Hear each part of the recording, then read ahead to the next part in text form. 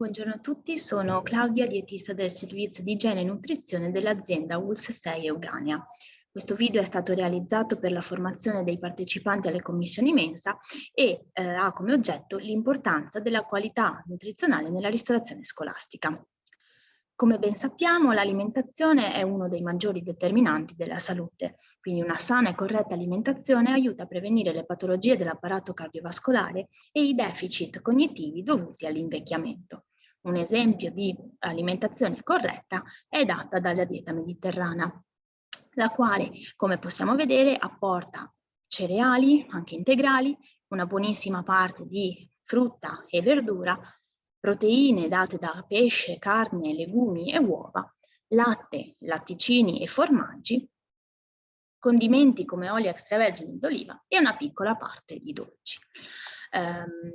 Possiamo anche vedere che i carboidrati dovrebbero apportare circa la metà dell'energia totale giornaliera, anche i grassi devono essere presenti in buona quantità, dal 20 al 35%, le proteine dal 15 al 20% dell'energia totale giornaliera, sono indispensabili fibre che vengono apportate con cereali integrali, frutta e verdura, ed è importantissimo ricordarsi di bere acqua durante tutta la giornata.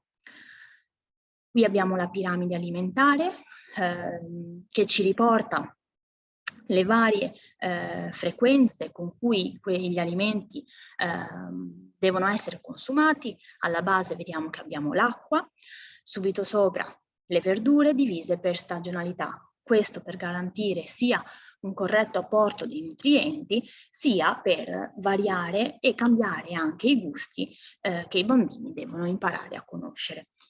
Appena sopra abbiamo cereali come pane, pasta e riso che dovrebbero essere sempre presenti a tutti i pasti principali. Sopra di nuovo troviamo i condimenti come l'olio extravergine d'oliva, latte e latticini indispensabili per un corretto apporto anche di calcio e la frutta a guscio. Verso il vertice della piramide cominciamo a trovare gli alimenti che invece devono essere consumati settimanalmente. Alla base, quindi più frequentemente, avremo pesce, legumi e carni bianche. Un po' più sopra troviamo formaggi e uova con una frequenza di 1-2 volte alla settimana. Ancora sopra abbiamo la carne rossa e i salumi con una frequenza di massimo una volta alla settimana e al vertice invece abbiamo i dolci, il cui consumo dovrebbe essere occasionale. La stesura dei menù si avvale di diversi strumenti, tra cui le linee di indirizzo per il miglioramento della qualità nutrizionale nella ristorazione scolastica. Queste ci danno dei punti di vista diversi, sia quello nutrizionale che quello igienico-sanitario. Le linee di indirizzo si rifanno poi ai LARN, che sono livelli di assunzione di riferimento di nutrienti e dell'energia per la popolazione italiana, in quanto stiamo comunque trattando di ristorazione collettiva.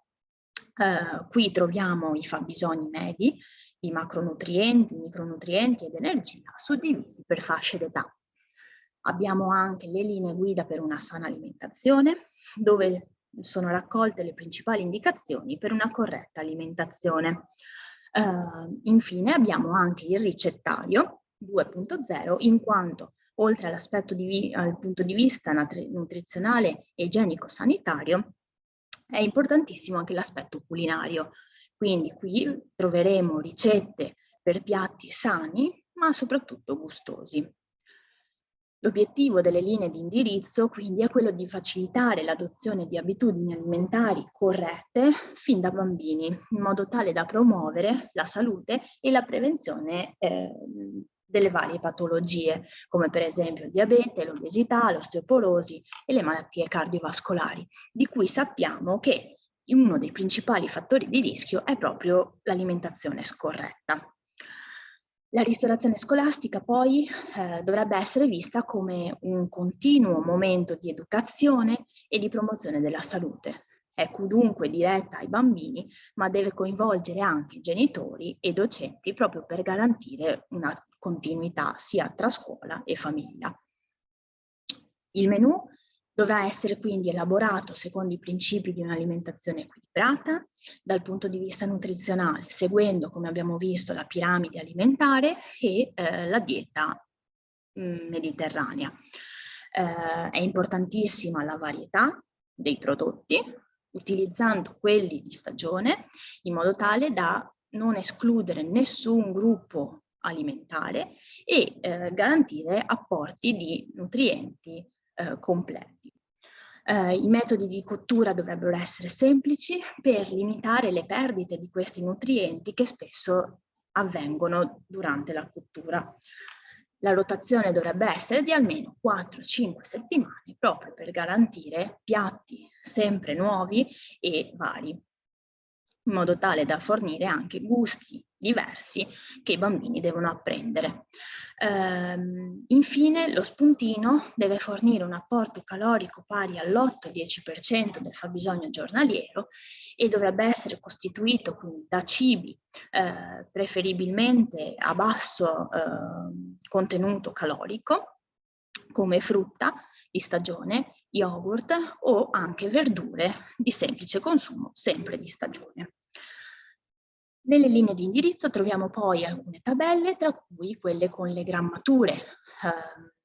Sono divise per fasce d'età e per gruppi alimentari. Qui troviamo quindi i primi piatti, i secondi piatti, le verdure, la frutta e i condimenti.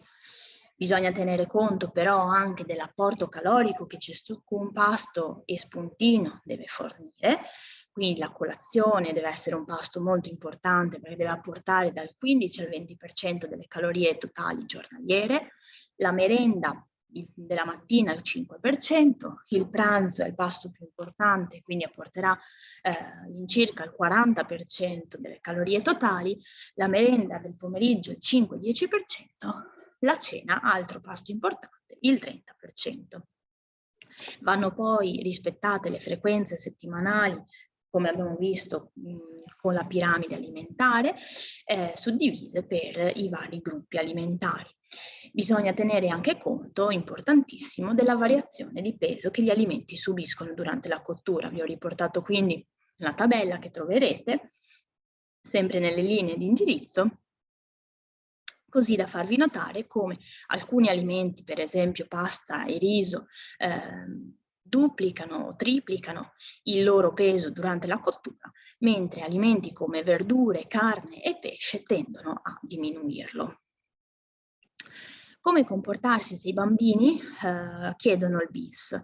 Questi comportamenti andrebbero scoraggiati in quanto gli eccessi alimentari, se non ben bilanciati con l'attività fisica, possono portare a sovrappeso e obesità. Il pasto è già equilibrato, quindi sarebbe necessario evitare di dare il bis o al massimo limitarlo alle sole verdure e alla frutta. Importante specificare che legumi e patate non sono verdura, in quanto i legumi per il loro apporto proteico sono molto simili e vengono considerati alla pari di carne e pesce, mentre le patate per il loro apporto di carboidrati vanno sostituite a pasta e pane. Io vi ringrazio per l'attenzione.